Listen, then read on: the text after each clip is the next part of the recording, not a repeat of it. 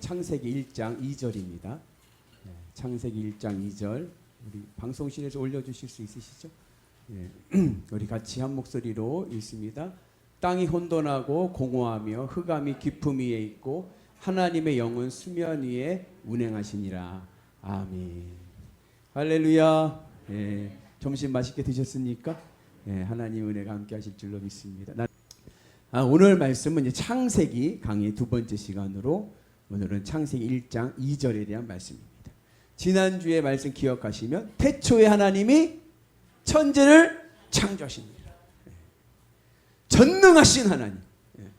전능하신 하나님. 오늘 이 시대에 우리에게 들려질 창조신앙입니다. 하나님은 전능하시고 하나님은 무쇠부조하시고 우리의 모든 것을 이루시는 줄로 믿습니다. 그래서 창세기에서 나올 때의 하나님 외에 다른 것들은 다 피조물인 거예요. 그래서 창세기에는 신적인 요소가 하나도 없습니다.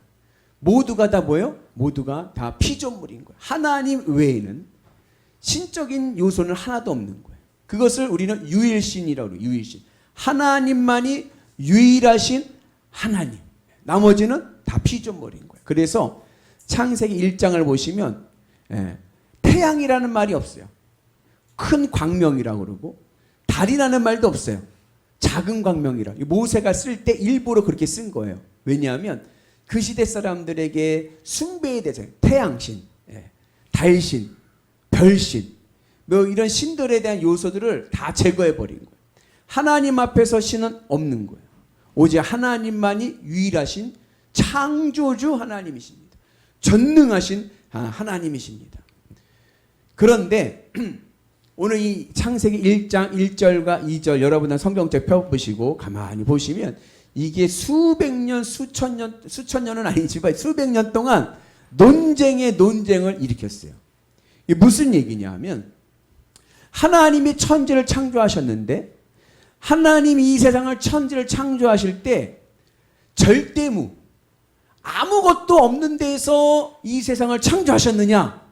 아니면 상대적인 무, 이 땅을 창조할 때 그래도 뭔가가 있지 않았을까? 그러한 생각으로 수백 년 동안 논쟁을 일으켰습니다. 왜 그러냐?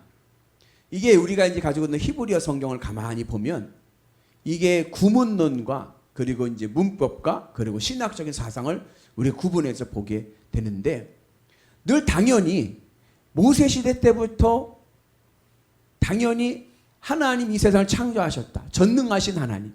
제가 지난주에 얘기했듯이 이 제사장 이 그룹에서 이 창조신앙으로 포로기에 있는 이스라엘 백성들의 신앙을 경각심을 일으키고 절대 기죽지 마라. 절대 포기하지 마라. 우리 하나님 힘 좀 쓰신다. 전능하신 하나님. 이 신앙을 외쳤는데 어느 순간 이렇게 가다 보니까 사람이 자꾸만 머리가 커지고 그러다 보니까 이제 이것을 이제 하나님의 전능성을 자꾸만 무너뜨리려고 하는 거예요. 지난번에 얘기했지만 하나님의 속성에 큰 기둥이 있는데 그것은 사랑과 전능하심입니다. 하나님은 사랑이시니. 하나님의 사랑이시라는 것은 하나님은 선이시라는 뜻이고 그리고 하나님은 또한 전능하신 하나님. 근데 요즘 이 현대신학에서는 하나님의 전능하심을 포기하는 거예요. 하나님은 전능하지 않다. 그러면서 예를 들은 게 바로 이 하나님의 창조입니다.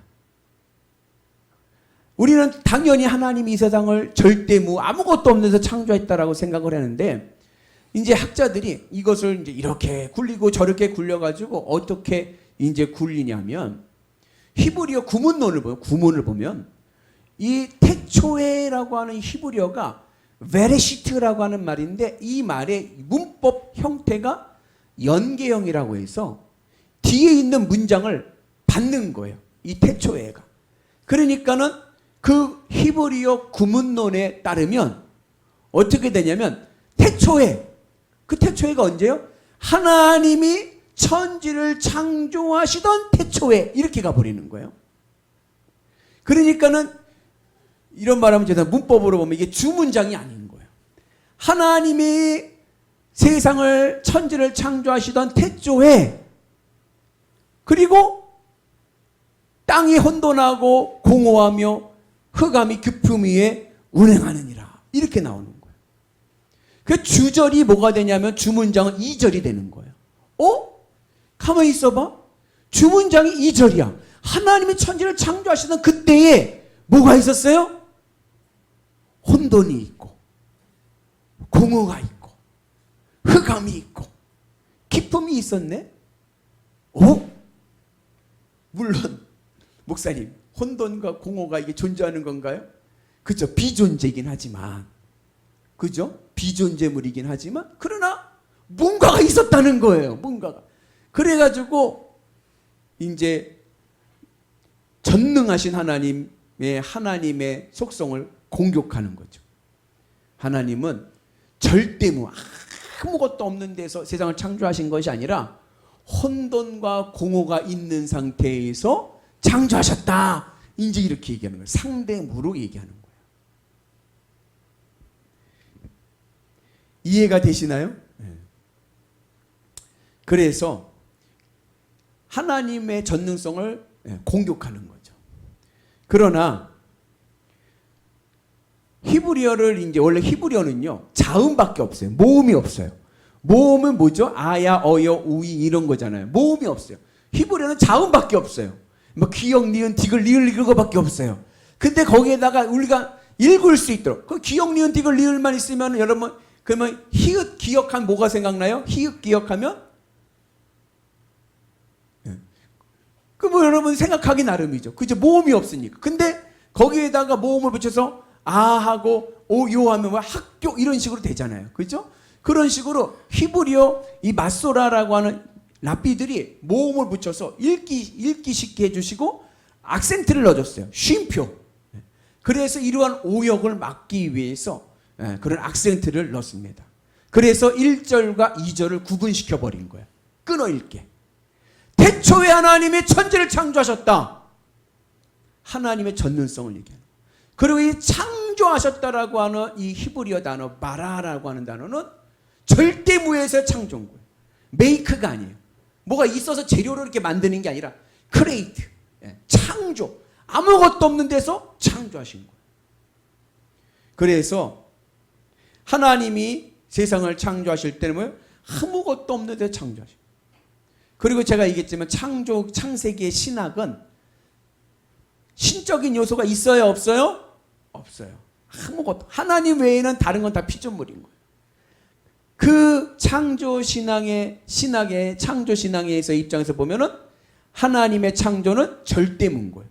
아무것도 없는 데서 하나님은 창조하신 거예요. 전능하신 하나님. 할렐루야? 네. 전능하신 하나님. 그래서 이게 목사님 뭐 절대무든 상대무든 무는 무잖아요. 맞아요. 그런데 왜 그걸 구분하겠어요? 자꾸 하나님을 공격하려고 하는 거예요. 하나님은 전능하시고 절대무 아무것도 없는 데서 이 세상을 창조하셨습니다. 그러면 2절은 뭐냐? 하나님이 이 세상을 창조하실 때 여러분 건축물 예를 들면은 건축물 공사 직접 보셨나요? 그러면 집을 질 때 뭐부터 져요? 뼈대부터 짓죠. 그죠?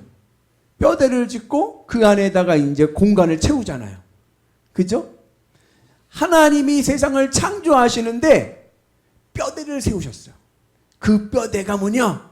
그게 바로 혼돈과 공허입니다. 와. 왜 하나님은 이 세상을 창조하시는데 혼돈과 공허를 뼈대로 해서 이 세상을 창조하셨을까? 왜 그랬을까요? 이 땅에 만족하지 말고 하나님을 바라보게 하기 위해서입니다. 하나님이 우리를 창조하신 이유는 하나님의 성삼위 하나님의 기쁨과 만족과 그 사랑에 동참하기 위해서 우리를 창조하신 겁니다. 그런데 그 창조의 섭리 아래서 우리가 하나님과 관계 속에서 연합하기 위해서 이 세상을 창조하실 때 혼돈과 공허를 뼈대로 만드신 거예요. 그래서 이 땅에서 만족하지 못하고 이 땅에서 채울 수 없게끔 만드신 거예요.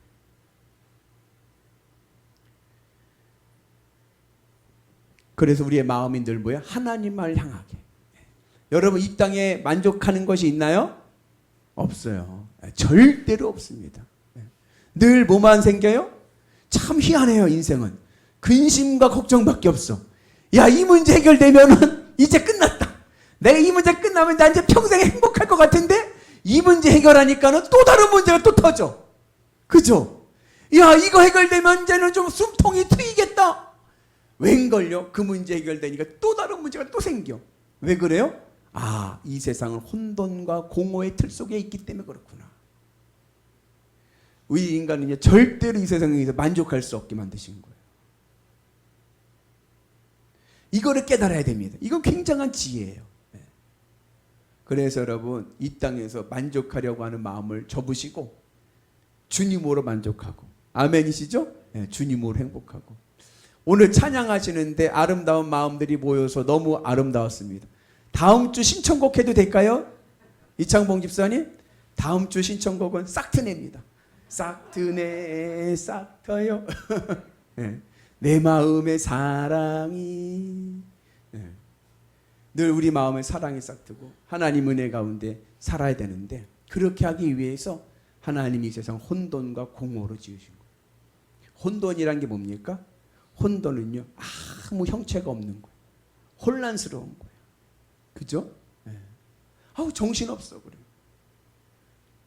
너무 혼란스러우면요 답답합니다. 이거를 제가 여러분들 이해하기 좋게 요즘 실생활에서 의미로 내용을 이제 표현하면 이런 거예요. 혼돈이라는 단어의 의미, 뉘앙스는 이런 거예요.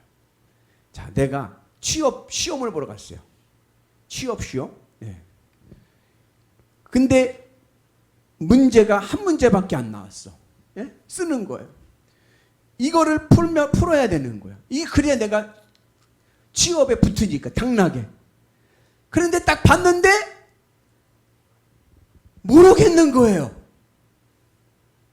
시험 보러 가서, 취업 시험 보러 가서 이걸 써야 취업이 되는데 모르겠는 거예요. 그럼 여러분들 마음이 어떨까요?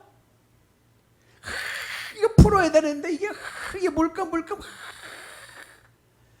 그럼 어때요?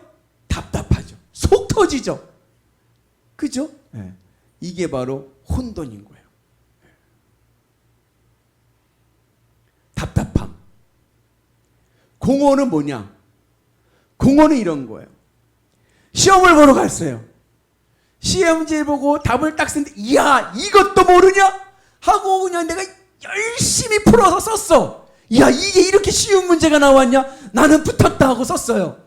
아, 쓰고 집에 와서 정답을 맞춰봤더니 틀렸네.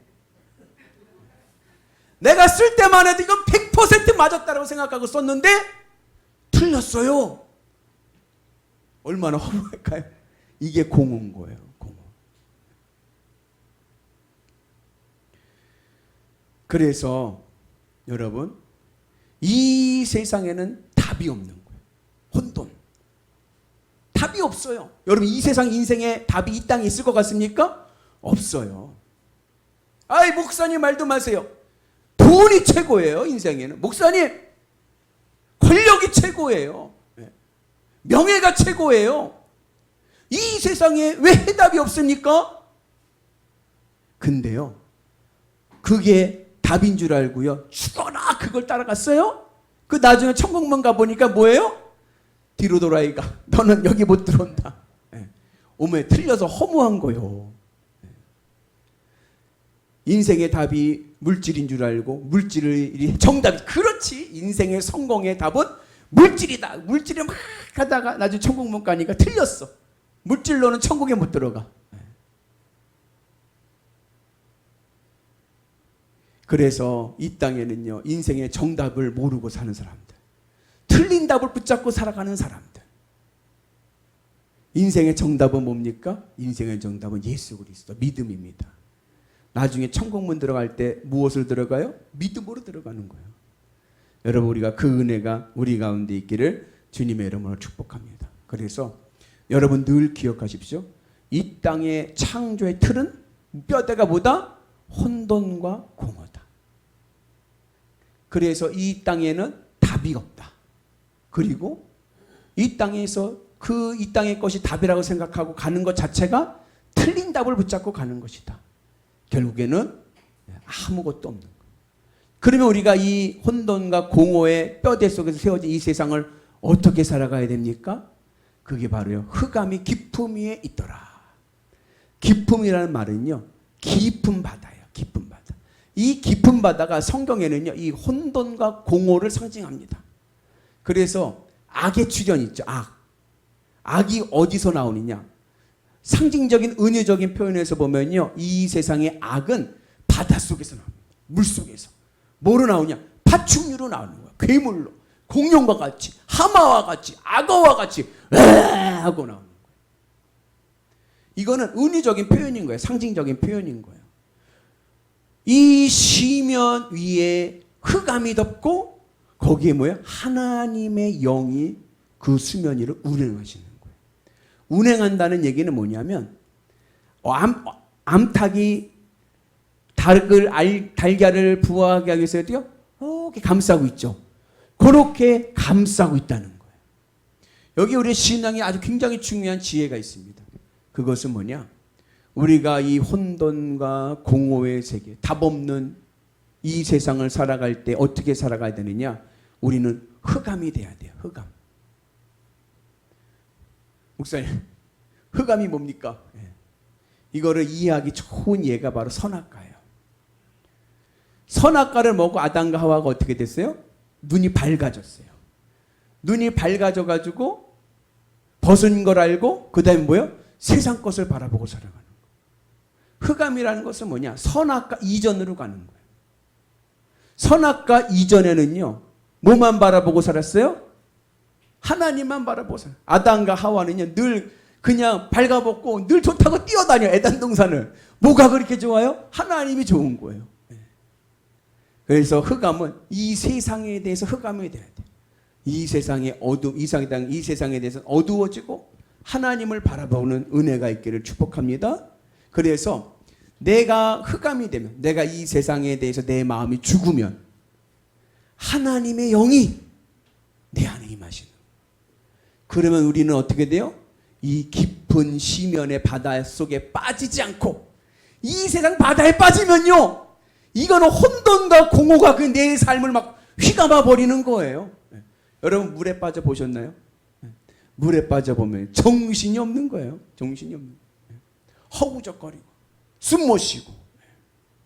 그래서 우리가 하나님의 은혜 안에서 이 세상에 대해 내 마음이 흑암이 되고, 그렇게 내 마음이 흑암이 되면 성령께서 내 마음에, 하나님의 영이 내 안에 오셔서 우리는 물 속 안에서 살아가는 것이 아니라 물 위를 걷는 은혜가 있는 줄로 믿습니다. 그래서 여러분 주님의 은혜 안에서 우리가 이 창세기 1장 1절과 2절의 말씀을 통해서 우리는 전능하신 하나님, 그리고 이 창조의 비밀을 우리가 깨달아야 될 줄로 믿습니다. 아멘이시죠? 여러분들 주님의 은혜 안에서 어떻게 내 마음이 흑암이 됩니까? 어떻게 내 마음이 이 세상에 대해서 어두워질 수 있습니까? 너무 우리는요, 세상에 대해 너무 밝아요. 그죠? 어떻게 어두워질 수 있습니까? 주님의 십자가밖에 없는 거예요. 세상 등지고 십자가 보내, 세상 등지고 십자가 보내, 세상 등지고 십자가 보내, 뒤돌아서지 않겠네. 이것도 다음 주에 신청곡 해도 될까요? 세상 등지고 십자가 보내. 그래서 여러분, 주님의 십자가 은혜로 날 구원하신 것, 나 같은 것도 구원하신 예수님, 아멘이시죠? 여러분 그 믿음 안에서 세상 바라보지 않고 하나님 바라보면요, 성령이 내 안에 오시면요, 우리는 이 혼돈과 공허의 세상에 빠지지 않고 그 위를 걸어가는 천국 인생 될 줄로 믿습니다. 바라기는 우리 모두의 삶이 그러한 천국 인생 되시기를 주님의 이름으로 축복합니다.